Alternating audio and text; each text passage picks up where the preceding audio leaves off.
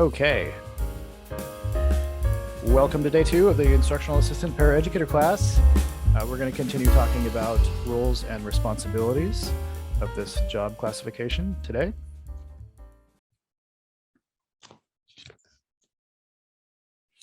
We've got a DLC, it's DLC number 4 in the week 1 module on Canvas.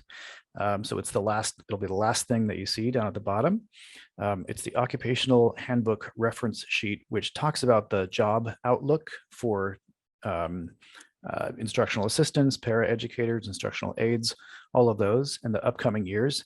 It's really good news for you and me. Education is getting bigger all the time.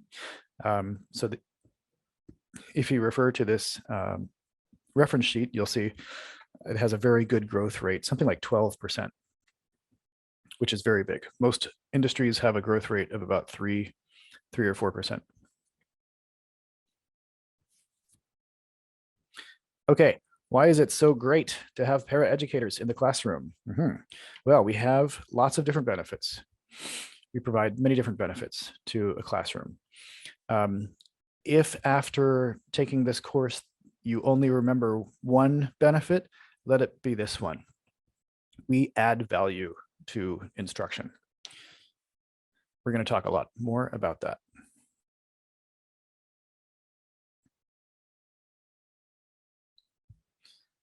So instructional assistants and paraeducators, the same job, are individuals who serve under the direction of a teacher as an assistant in the educational process.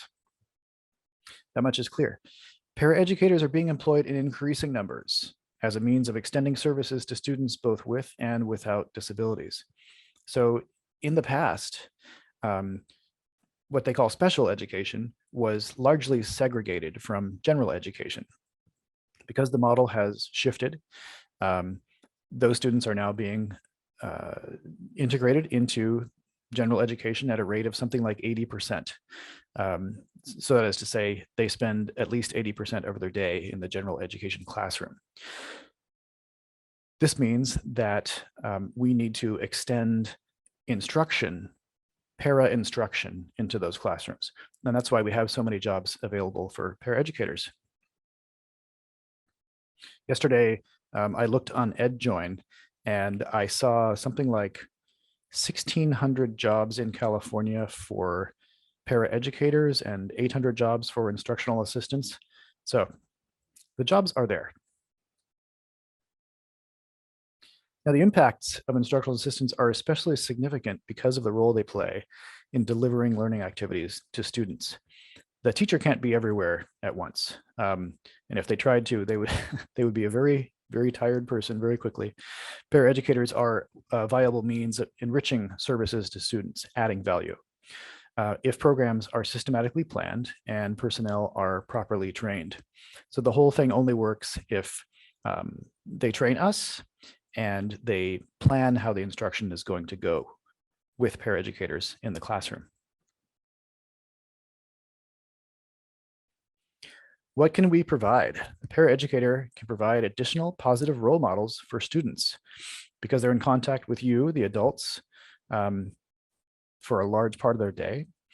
They can provide increased student learning opportunities, more than just the traditional model of having a teacher at the head of a classroom, sort of disseminating information to a large group. We can also provide more individualized instruction. This is another way of saying differentiating instruction. We can provide more individual attention to students. You often have a paraeducator working with a small group of students, say 3 to 8 students at a time. We also provide additional teacher time for planning, instruction, and evaluation. This is really, really valuable to our classroom teachers. A paraeducator, a little spelling problem there, it should be a paraeducator, can also provide greater consistency in delivery of instruction. Consistency is one of our watchwords in this course. Everything needs to be consistent, and that is flowing from the previous slide where I talked about planning. We can provide better monitoring and evaluation of students' progress. We can provide additional documentation and information for teachers' instructional decisions and IEP team programming decisions. So when folks are setting up IEPs, they need to gather a lot of data. And especially because IEPs are reevaluated at regular intervals, the data need to be collected at regular intervals as well. And the paraeducators are in a very good position to do that. We can provide advocacy roles for students with disabilities who are receiving services within an inclusive setting. So advocacy is one of our charges.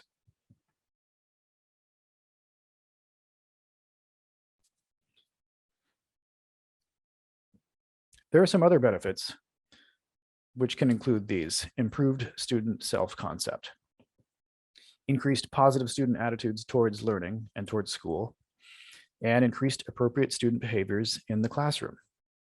This is all coming out of the increased contact with the positive role models that are you folks, the paraeducators to be.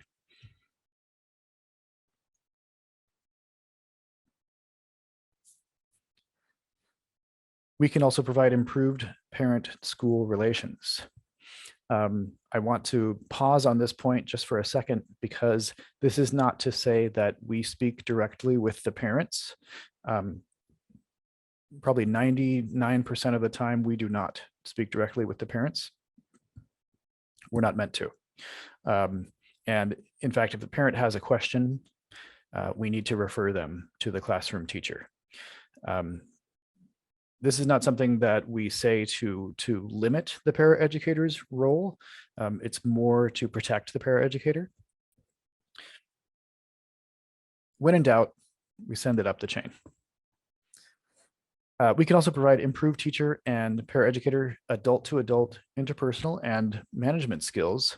So this means that it's a kind of on-the-job training for us and for the classroom teacher.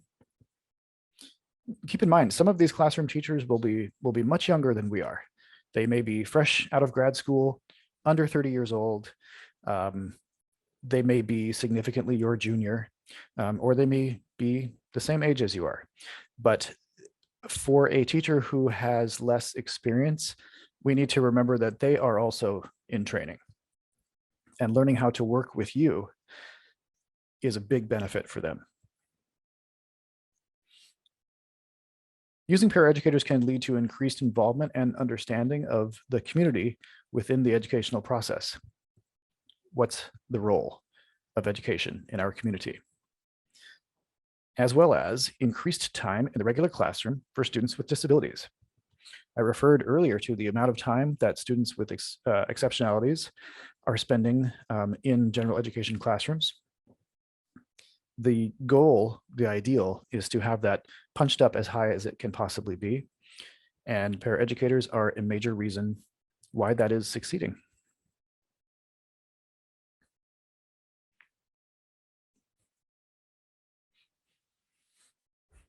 Okay, as we said, referred to earlier, the primary benefit, let me try that again. Sometimes I don't say things correctly. The primary benefit of paraeducator use is the improvement of learning activities and services to students, value-added education, supplementing education. Instructional assistants play a significant role in the delivery of learning activities to students, a very significant role, I would say. Teachers serve as managers of learning activities and behavior. Instructional assistants, paraeducators, provide opportunities for ongoing practice.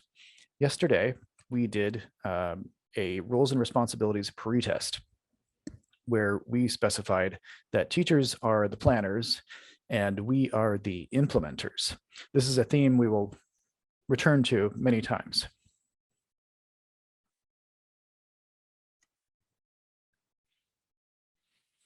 Adequate pre-service, what you're doing right now, in service, the training that you get at the beginning of your job, and on-the-job training, which is the ongoing professional development, protects students and maximizes the effectiveness of instructional assistance. The student outcomes are the responsibility of the teacher, not the paraeducator. This was also in our roles and responsibilities pretest yesterday.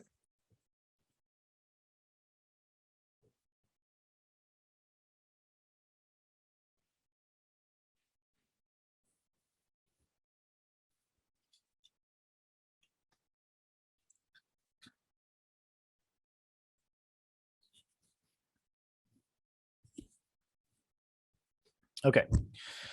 So I say again that the student outcomes are the responsibility of the teacher, not the paraeducator. Every school district and every agency within those districts has expectations. The expectations are on the head of the teacher, not the paraeducator. Just to clarify this point. Teachers require both pre-service and in-service training to utilize us efficiently. So, as I'm sure you can expect, teachers get a lot of training before they step into the classroom. Oftentimes, they have worked for a year or more without pay in a classroom to learn how to do teaching. But they very rarely get any training in how to work with paraeducators. So that's something that the district needs to provide to the teachers.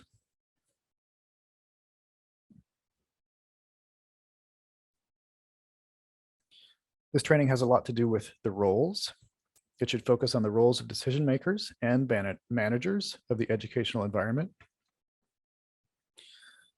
Teachers play a fairly significant role in contributing to policies concerning paraeducator use, selection, assignment, training, and a host of other things.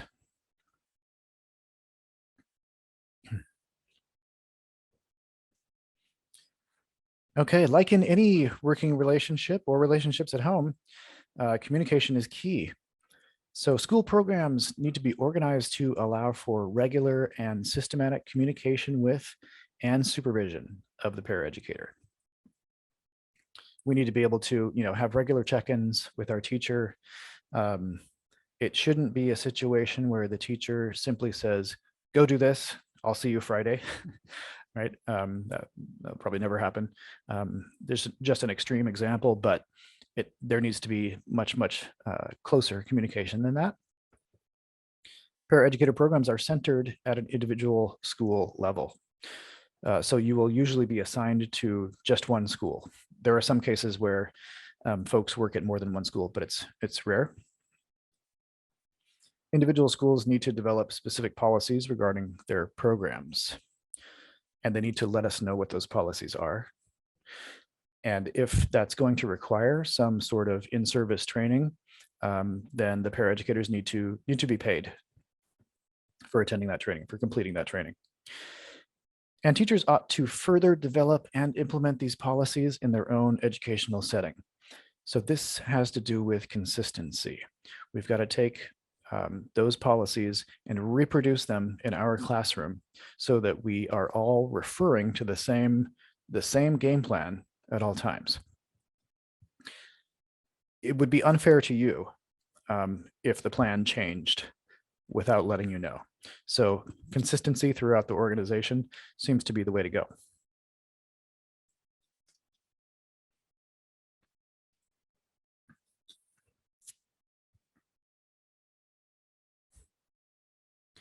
Okay, these are some of the teachers' responsibilities to learners.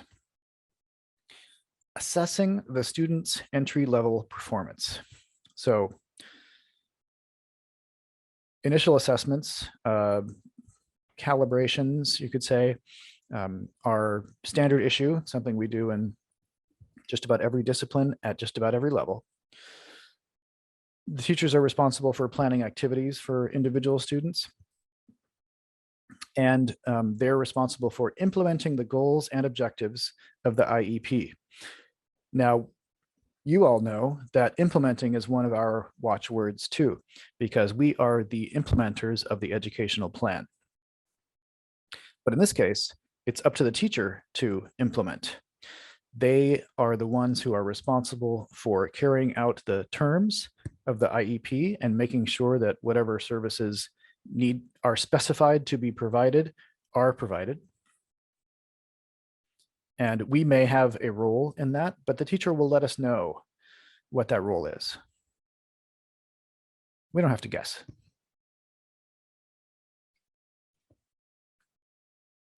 Teachers are responsible for supervising and coordinating the work of paraeducators and other support staff. There are other folks that work in the school, such as yard duties, folks who work in the cafeteria, not to mention school counselors, career counselors, all that sort of thing. It's up to teachers to evaluate and report student progress. We can provide some of the data that they use, but it's up to them to do the reports. Teachers are responsible for involving parents in their child's education. That's not up to us.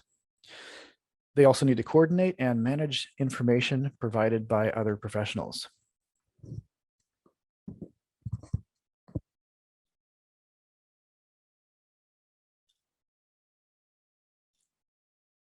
I'm very thirsty today. Okay. Teachers are meant to be a role model for the paraeducator in working with students, families, and other school personnel. So that doesn't mean that we need to emulate them 100%, because as you know, our duties are quite different. They diverge. But consider this. A lot of people think about becoming a classroom teacher after being a paraeducator. And so how better to learn how to be a teacher than by working with a teacher as your boss for a while. Teachers are meant to set an example of professionalism in execution of teacher responsibilities. And they're also meant to establish the criteria for acceptable job performance of the paraeducator at the beginning of the school year. I have referred to consistency and everyone being bound to the same plan today. This is part of it. You have to know what the target is, otherwise they can't fairly evaluate us. Teachers are supposed to provide ongoing feedback to assist the paraeducator in refining and developing their skills. The frequent check-ins I was talking about.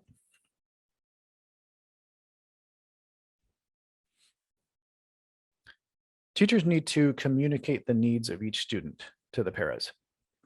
We shouldn't have to guess any of this stuff. Teachers have large digital files on every student, down to what allergies they have, right? There's a lot of information in these files.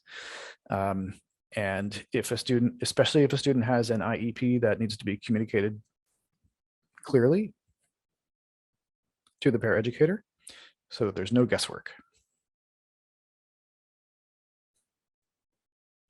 The teacher needs to make clear what the para's role in behavior management is. Go this far, don't go this far. They need to let us know.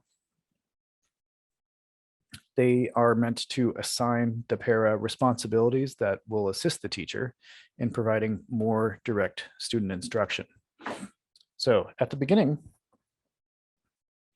we talked about how paraeducators can provide more, can change the ratio of instruction from, say, 1 to 30 to 1 to 8 or 1 to 5.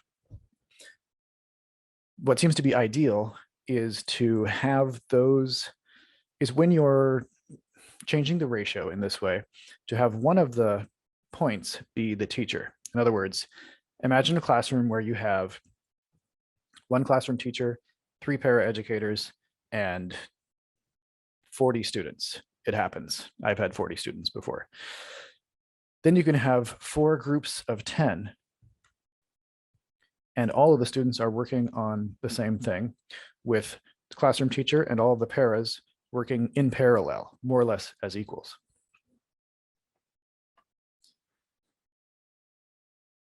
The teacher should also help the para in defining their position in the classroom. You know, what's your role? What's your role in the classroom? There are individual variations in people, things that they are comfortable with doing and not comfortable with doing. And the teacher may invite you to co-create that role, to make meaning together with them.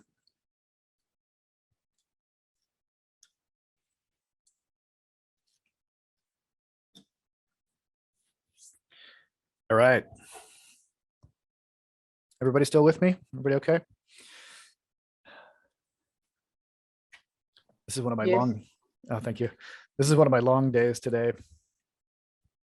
I start teaching at 9 in the morning, and then I go to 9 at night. Oh, You guys are right in the middle. Luckily, I get to have lunch before I see you guys. nice. That's good. Definitely. But this is the part of the week when I'm most caffeinated, so my throat gets dry. So please forgive me for drinking lots of water while I'm talking, guys.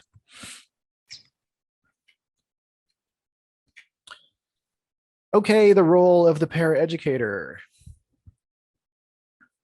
There are a number of different things that influence the specific responsibilities assigned to paras, such as characteristics and personalities of teachers, and the same for paras and students. This is literally what I was just talking about, the end of the previous slide.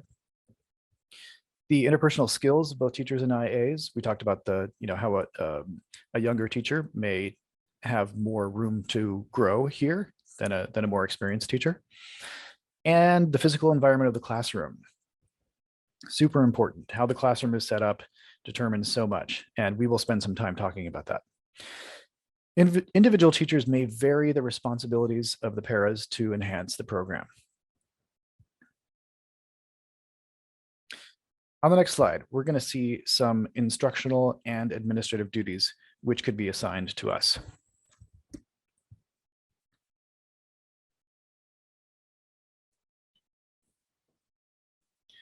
Some administrative duties of the para could include assisting individual students in performing activities initiated by the teachers, supervising children in the hallway, lunchroom, and playground. I'm sure you remember that from the pre-test. Assisting in monitoring supplementary work and one-to-one activities. I would say supplemental, but supplementary is okay. One-to-one activities. We may be asked to reinforce learning in small groups or with individuals while the teacher works with other students. This is a very effective use of a paraeducator. We may provide assistance with individualized materials. Yeah, some students have such an individualized plan that they may have their own folder of activity or folders of activities that are just for them to do. We will talk about that more, I think, next week. We may also score objective tests. Yesterday, we noted on the pretest that this is the watchword: objective tests and papers, and maintain appropriate records for teachers.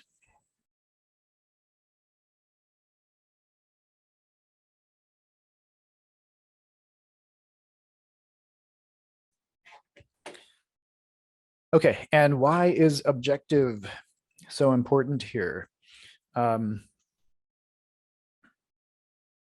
Our responsibility, the simplest explanation is that our responsibilities should match our pay. They should not be asking us to do something that takes graduate school to do if you are going to pay us a rate that is not commensurate with that experience. Furthermore, a subjective test, like an essay test, or a position paper, something like that, is by its nature subjective. It would be easy to interpret or misinterpret any grading of one of these types of assignments, let's say by a parent, okay? And the teacher would be protecting the paraeducator by being the only person who does such grading.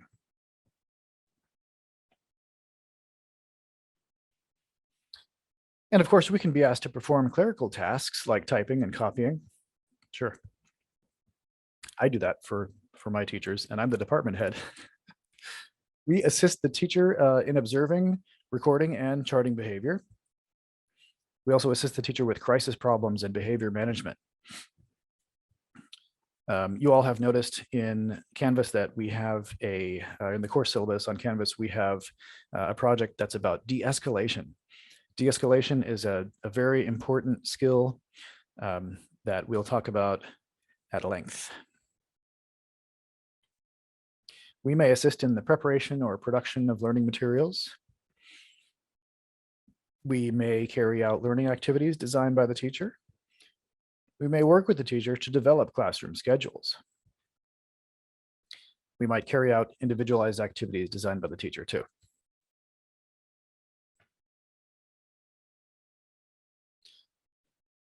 The operation and maintenance of classroom equipment.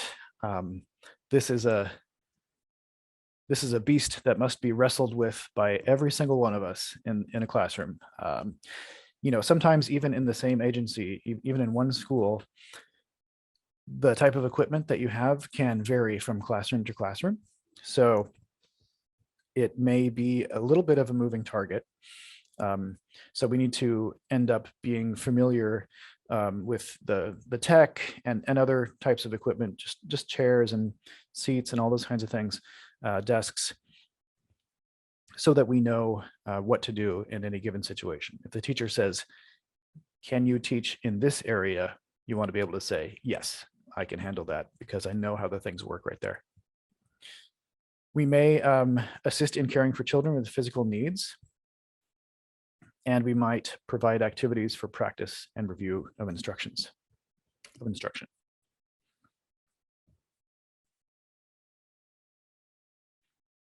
Okay. Coming up next, these are some instructional duties that the paraeducator may perform. We can assist in organizing field trips. In the pretest, we had a question about this. Here's the answer. Yes, we can assist in organizing the field trips up to a point. We can read aloud or listen to children read to us. That's a classic parenting thing to do, isn't it? We can assist students in performing activities that have been initiated by the teacher. We can hand out papers and collect project work. Oh, you guys, you have no idea how much the teachers will love you for doing that, honestly. We can assist with supplementary work, supplemental work, provide special help like reading, spelling, play activities. We can help, assist in preparing learning materials. We can't be asked to originate the learning materials. Again, that's above our pay grade. If they want us to do that, then we need to change our job classification. We can reinforce learning with small groups. This is the mainstay. You could say bread and butter. It's the mainstay of our function. And we can assist children in learning their names, addresses, telephone numbers, birthdays, and parents' names.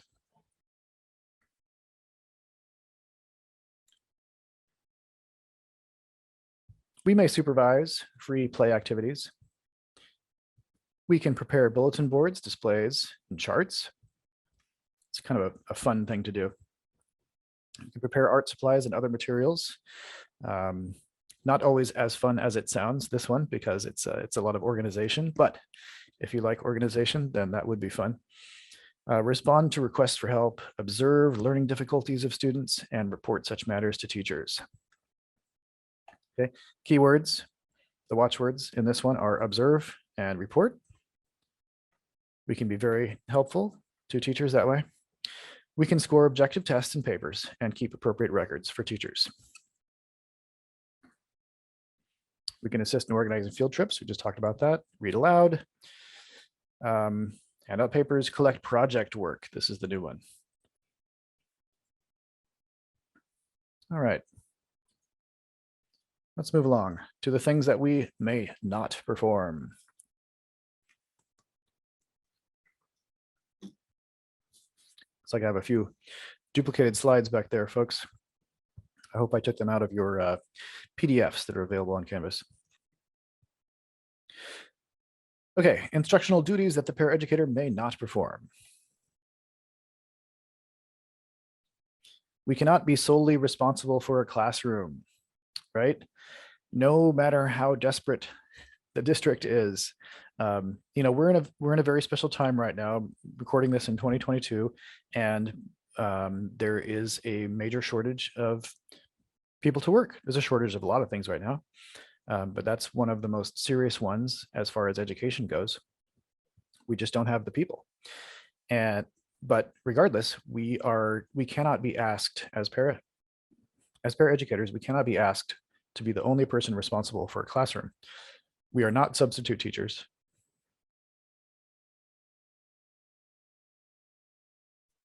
If they would like us to become substitute teachers, we need to become certificated employees.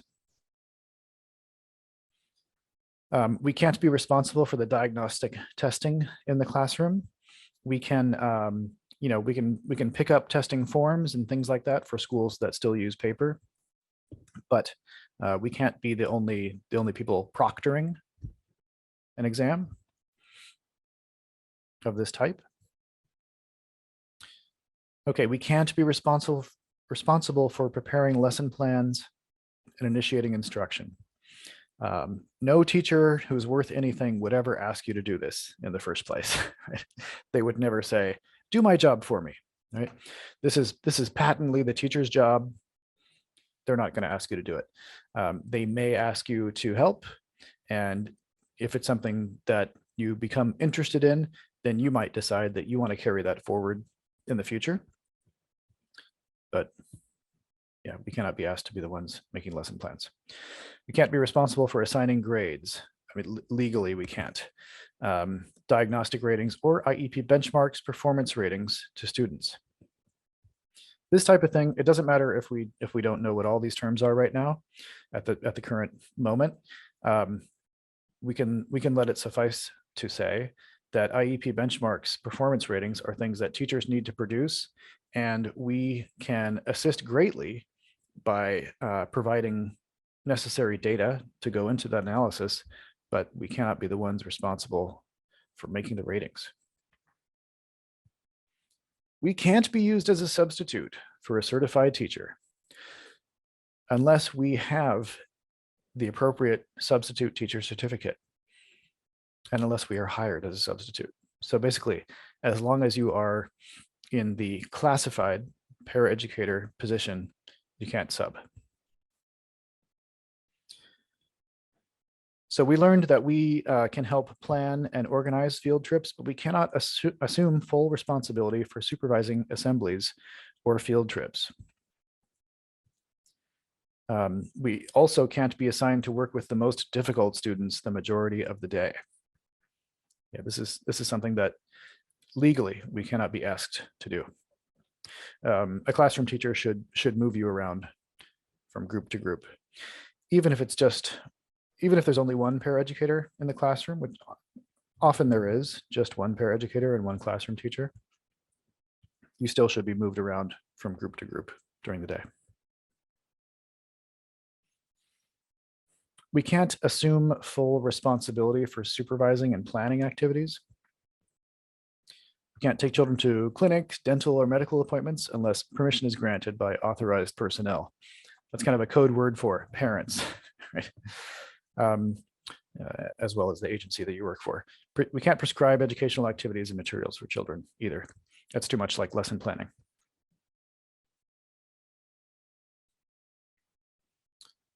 And we learned earlier that we can't grade subjective essays or tests, just objective ones.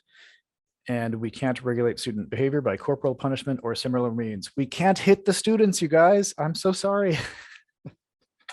Of course not. Of course not.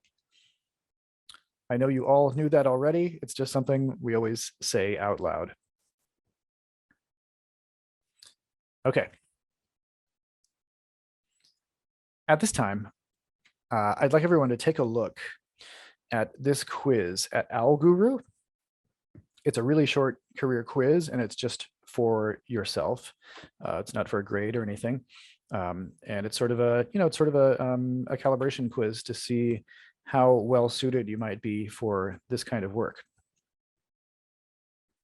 All right, everyone, that's going to do it for week 1, day 2.